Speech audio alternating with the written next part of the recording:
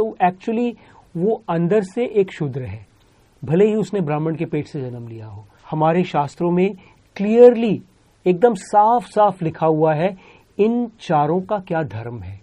ये नहीं लिखा है ये चारों किसके पेट से जन्म ले रहे हैं। 4 वर्ण के बारे में जानेंगे, ब्राह्मण का धर्म, वैश्य का धर्म और क्षत्रिय का धर्म एवं शूद्र का धर्म। ब्राह्मण का बेटा ब्राह्मण बनता है, भले ही वो ब्राह्मण का धर्म ना निभाए, शायद वो वैश्य का धर्म निभा रहा हो या शूद्र का धर्म निभा रहा हो, उसके आत्मा की क्या इच्छा है, वो है आपका असल परिचय। अधर्म के पथ पर जो भी चलता है या चल रहा है या चला है, वो तो क्षय होगा, और जो धर्म के पथ पर चलेगा या धर्म के पथ पर चलने के लिए अग्रसर होगा, वो ही टिक पाएगा, वो ही रह पाएगा, वो ही फ्यूचर प्रूफ बन पाएगा। अधर्म के पथ पर जो चलते हैं वो इन चारों में से नहीं है, वो चारों से भी नीचे है। इनका तो इनकी कोई गिनती ही नहीं है इंसानों के उसमें, वो फिर दैत्य या राक्षस योनि में चले जाते हैं। सतयुगी विद्या को आपको दूंगा अर्थशास्त्र के माध्यम से।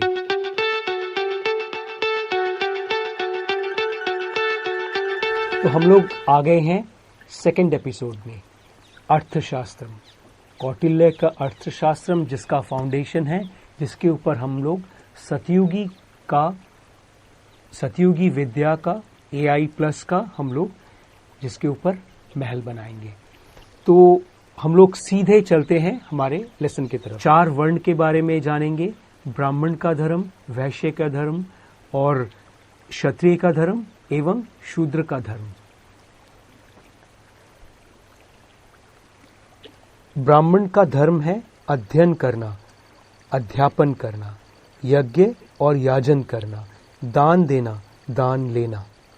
क्षत्रिय का धर्म है अध्ययन, पढ़ना, यज्ञ करना, दान देना, शस्त्र बल से जीविका उपार्जन करना और प्राणियों की रक्षा करना। वैश्य का धर्म है अध्ययन, पढ़ना, यज्ञ करना, दान देना, कृषि कार्य, पशुपालन, व्यापार करना। शूद्र का धर्म है द्विजातियों जो गुरुकुल में जाते हैं और उनका आचार्य के पास दूसरा जन्म होता है, उनकी सेवा करना, खेती, पशुपालन, व्यापार करना, शिल्प, कारीगिरी करना, लोगों का मनोरंजन करना, एंटरटेनर्स, गायन, वादन, अभिनय, खेल, तमाशे करके सबका मनोरंजन करना। ये है शूद्र का धर्म। तो आपने देखा किस तरह से हमारे शास्त्रों में क्लियरली एकदम साफ साफ लिखा हुआ है इन चारों का क्या धर्म है। ये नहीं लिखा है ये चारों किसके पेट से जन्म ले रहे हैं, क्योंकि पेट ही बोलेंगे, क्योंकि कई बार तो ऐसा होता है एक ब्राह्मण किसी शूद्र नारी के पास जाकर उसके साथ शादी ना करके, ब्याह ना करके उससे नाजायज बच्चे पैदा करते हैं और वो किसी भी धर्म में नहीं आता है। लेकिन ये सब जो है, ये सब मानव का जन्म बहुत इंपॉर्टेंट होता है। उसके पिता का क्या DNA है, पिता के किस तरह से विचारधारा, बीमारियां, अच्छाइयां, ये सब कुछ, प्लस जन्म के समय माता पिता किस तरह से संबंध बनाते हैं जिससे कि बच्चे, उसके ऊपर भी बच्चे का असर पड़ता है। और ये भी पड़ता है थोड़ा बहुत कि उसके आसपास जन्म लेने के बाद से जब तक वो बड़ा नहीं हो जाता है किस तरह का माहौल रहा है। लेकिन इसमें ये इम्पोर्टेंट नहीं है कि उसका जन्म किस प्रकार हुआ। हाँ, कि कलयुग में ये सब चीज का एक गोलमाल बन जाता है। इसीलिए अक्सर देखा गया है कि ब्राह्मण का बेटा ब्राह्मण बनता है, भले ही वो ब्राह्मण का धर्म ना निभाए, शायद वो वैश्य का धर्म निभा रहा हो या शूद्र का धर्म निभा रहा हो या एक क्षत्रिय का धर्म निभा रहा हो। लेकिन यहां पर चाणक्य ने या शुक्राचार्य ने या फिर मनु ने, इन सभी का जो सार आया है उसमें यही है कि इनका धर्म क्या है। ब्राह्मण का धर्म जो मैंने बताया, फिर उसके बाद क्षत्रिय का जो धर्म है जो मैंने बताया, उसके बाद वैश्य का धर्म जो है वो मैंने बताया, और वो क्या क्या काम आप देखना, किसी का कोई सोच लीजिए एक ब्राह्मणी के पेट में